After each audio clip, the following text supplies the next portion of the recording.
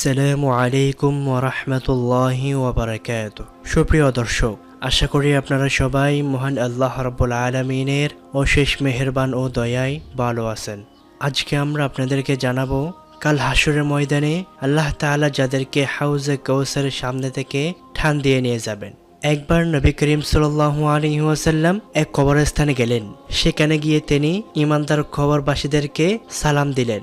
সালাম দিয়ে বললেন, হে কবরবাসী মুমিনগণ, অচিরেই আমি তোমাদের সাথে মিলিত হব। নবীজি সাল্লাল্লাহু আলাইহি ওয়াসাল্লাম আরো বললেন, আমার মনে অনেক আশা, আমি যদি আমার ভাইদের সাথে দেখা করতে পারতাম। সাহাবীরা বললেন, হে আল্লাহর রাসূল সাল্লাল্লাহু আলাইহি ওয়াসাল্লাম, আমরা কি আপনার ভাই না? জবাবে নবী করিম সাল্লাল্লাহু আলাইহি ওয়াসাল্লাম বললেন, তোমরা আমার ভাই না, তোমরা আমার সাহাবী।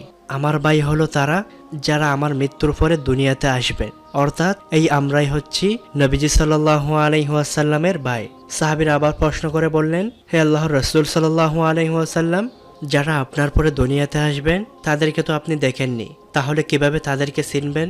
জবাবে নবীজি সাল্লাল্লাহু আলাইহি ওয়াসাল্লাম বললেন, কোনো ব্যক্তির যদি একটি সাদা ঘোড়া কোটি কোটি কালো ঘোড়ার ভিড়ে হারিয়ে যায়, তবুও সে ঘোড়াটিকে খুঁজে পাওয়া সম্ভব। তেমনিভাবে কাল কিয়ামতের মাঠে যারা দুনিয়াতে সুন্দরভাবে অজু করত, হাসরের ময়দানে তাদের কপাল হাত পা এমনভাবে চকচক করবে যে কোটি কোটি মানুষের ভিড়ে আমি আমার ভাইদেরকে ঠিক চিনতে পারবো।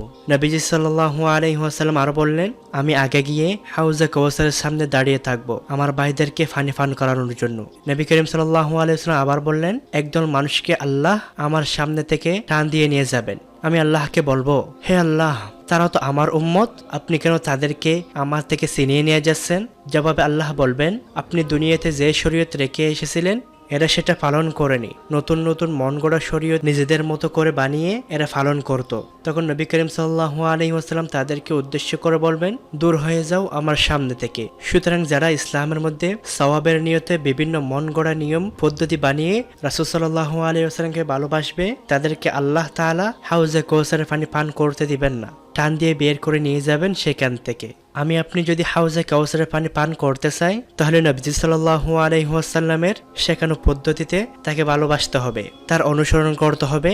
আর যদি কেউ হাউজে কাউসারের পানি পান করতে না চায়, তাহলে আমাদের মন গড়া বানানো পদ্ধতি দিয়ে নতুন নতুন শরীয়ত অনুসরণ করে তাকে ভালোবাসতে হবে। এখন আমরা বুঝবো কিভাবে যে কোন পদ্ধতি দিয়ে নবীজি সাল্লাল্লাহু আলাইহি ওয়াসাল্লামকে ভালোবাসলে, তার অনুসরণ করলে আল্লাহর রাসূল সাল্লাল্লাহু আলাইহি ওয়াসাল্লাম আমাদের তার নিজ হাতে হাউজে কাউসারের পানি পান করাবেন, সেটার মাপকাঠি নবীজি সাল্লাল্লাহু আলাইহি ওয়াসাল্লাম বলে দিয়েছেন। তিনি বলেন, আমি আর আমার সাহাবেরা যে মতের উপর, যে ফতের উপর, যে আদর্শের উপর আস্থা রেখেছি, সেই মত ও ফত ও আদর্শের উপর আস্থা রাখলে তাদের 73টি দলের মধ্যে একমাত্র নাজাত প্রাপ্ত দল হবে তারা।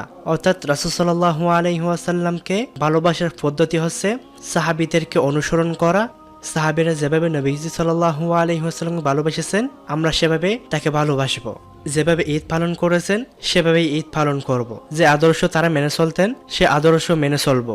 রাসূল সাল্লাল্লাহু আলাইহি ওয়াসাল্লাম তার সাহাবীদের মাধ্যমে যা আমাদের কাছে পৌঁছে দিয়েছেন, তা থেকে আমরা কোনো কিছু কমাবো না, আবার কোনো কিছু বাড়াবো না, বরং ওটার উপর আমল করে নাজাত প্রাপ্ত দলের অন্তর্ভুক্ত হয়ে নবীজি সাল্লাল্লাহু আলাইহি ওয়াসাল্লামের ভালোবাসা নিয়ে যেন কবরবাসী হতে পারি, সেই তৌফিক আল্লাহ তাআলা আমাদেরকে দান করুন।